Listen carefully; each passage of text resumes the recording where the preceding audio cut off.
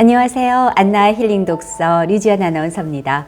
저와 함께 로린 마틴 작가의 The Book of Moods, 제가 번역한 번역서의 제목으로는 내 기분은 내가 결정합니다.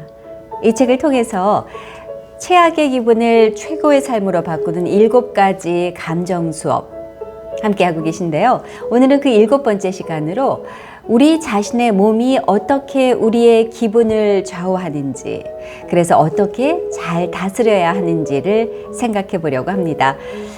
우리가 기분의 이유를 찾을 수 없을 때가 있습니다. 어떤 사건이나 사람 때문에 특별히 안 좋은 일이 있는 것도 아닌데 괜히 기분이 가라앉고 때론 화가 나거나 예민해지거나 심지어 울적해지기까지 하고 말이죠. 그저 그냥 나에게서 우러나오는 종류의 감정, 이런 감정을 알아채는데 저자도 가장 오랜 시간이 걸렸는데 스스로의 기분을 알아챌 수 있는 때에도 신호를 무시해왔기 때문이라고 합니다. 바로 몸에서 오는 경고의 신호였던 거죠. 미국의 신경학자 캔디스 버튼은 저서 감정의 분자에서 우리의 신체적인 건강과 정서적인 건강이 서로 연관되어 있어서 의료 행위를 더욱 전체적인 관점에서 접근할 것을 권합니다.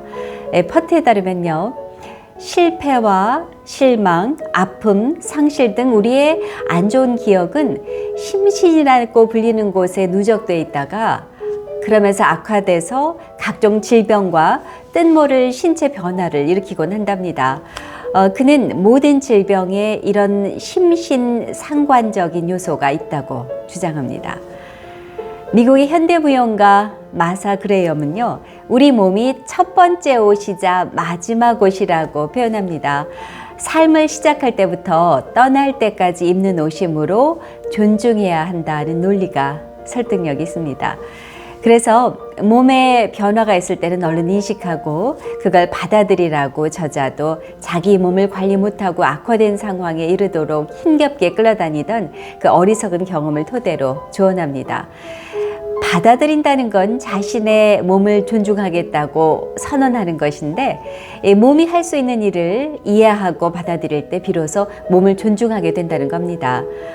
요즘 애완견 많이들 키우시니까 잘 아실 텐데요. 소설가 에거사 크리스티에 의하면 개는 다치면 조용한 구석으로 기어들어가서 상처를 핥고 몸이 온전해질 때까지 세상에 나오지 않을 만큼 현명하다고 합니다.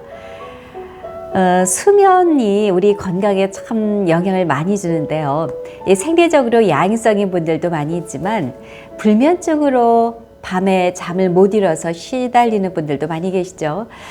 저는 잠은 자도 부족하다고 느꼈는데 한번 그 잠 못 이루는 걸 겪어보니까 그 고충을 이해하겠더라고요.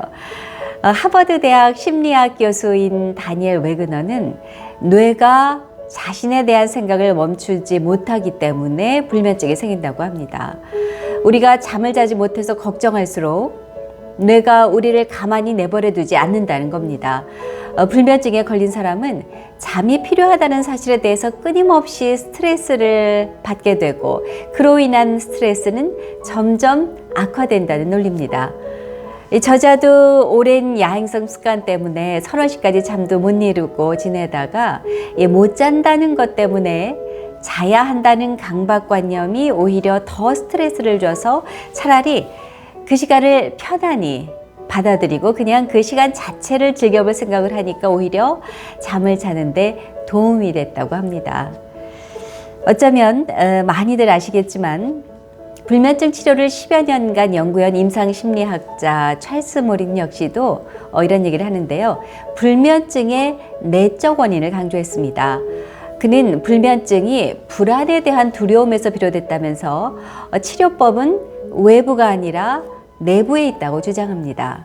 그래서 치료를 시작하기 전에 환자들에게 수면의 질을 높여줄 수 있는 생활 습관, 가령 잠들기 전에 식습관과 온도량, 온도, 조명 이런 것들이죠. 그리고 주변 위생을 점검하라고 요청했습니다.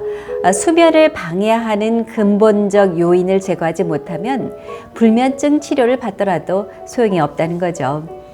앞서 캔디스 퍼트 신경학자도 주장했듯이 이 정신과 신체가 생리적으로 연결되어 있다는 주장의 지지가 높아지면서 최근에는 뇌가 장내 미생물에 의해서도 상당한 영향을 받는다는 연구도 발표됐죠. 불균형한 장내 미생물총이 우울증이나 기분 장애와 강력한 연관성이 있다는 겁니다. 장내 미생물총은 면역체계의 중심점으로 장내 세균이 불균형하면 신체에 적지 않은 면역 반응을 일으킬 수 있고요. 이런 현상이 장기화되면 바로 뇌 건강에까지 영향을 미치게 된다고 합니다. 그런데 이 모든 것에 아무리 공감해도 중요한 건 항상 실천이잖아요. 저자도 이런 것들을 스스로 건강의 이상 신호를 겪고 나서야 깨닫고 나자 자신에 대한 관리를 빨리 시작하고 싶어지고 건강한 방식의 새로운 식습관으로 그 몸을 채우고 싶어지더랍니다.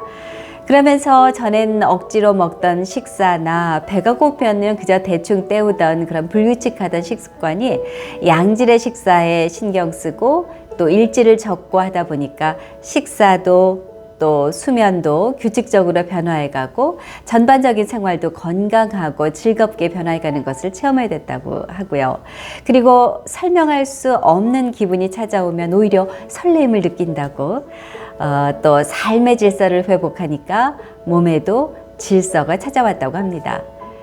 이 저자는 전에는 단조로움은 생명력이 없는 삶이라고 여겼는데 미국의 소설가 플래너리 오코너가 지적한 것처럼 규칙적인 일상은 생존의 조건이라는 결론을 얻었습니다.